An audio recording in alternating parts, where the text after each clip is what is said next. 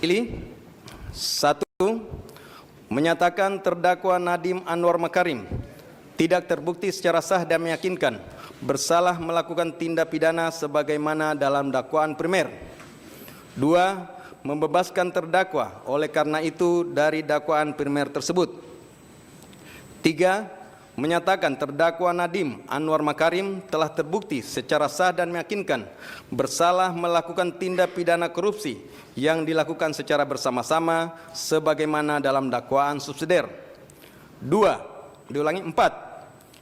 Menjatuhkan pidana kepada terdakwa oleh karena itu dengan pidana penjara selama 10 tahun dan pidana denda sejumlah 1 miliar yang harus dibayar dalam jangka waktu 1 bulan dan dapat diperpanjang untuk paling lama 1 bulan sejak putusan berkekuatan hukum tetap. 5.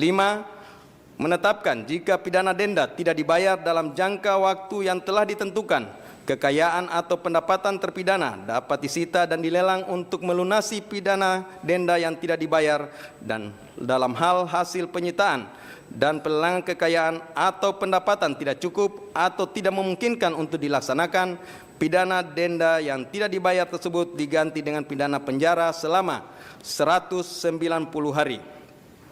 6.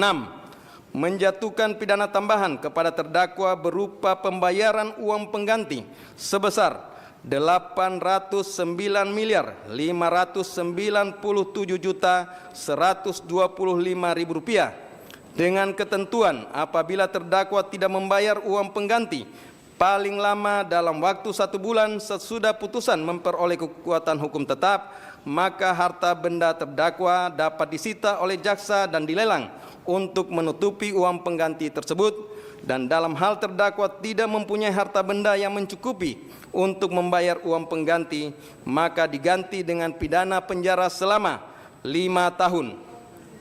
7. Menetapkan masa penangkapan dan penahanan yang telah dijalani terdakwa dikurangkan seluruhnya dari pidana yang dijatuhkan dengan ketentuan masa selama terdakwa berada dalam rumah tahanan negara diperhitungkan secara penuh, sedangkan masa selama terdakwa menjalani penahanan rumah sejak tanggal 12 Mei 2026 diperhitungkan sepertiga sesuai dengan ketentuan undang-undang. 8. Menetapkan terdakwa tetap ditahan.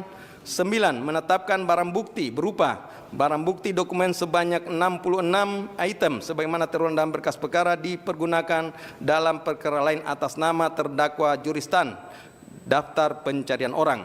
Barang bukti elektronik sebanyak 96 item sebagaimana terurai dalam berkas perkara dipergunakan dalam perkara lain atas nama tersangka Juristan daftar pencarian orang. Barang bukti berupa uang dan seterusnya dirampas untuk negara. 10. Membebankan kepada terdakwa untuk membayar biaya perkara sebesar 7.500.